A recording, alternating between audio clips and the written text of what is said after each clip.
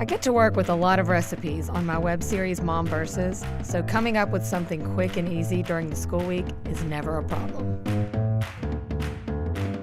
On 5. Mornings at my house are absolutely crazy. Not only do I have to get myself ready for work, but I have to get 3 kids ready to send to 3 different schools. Love you.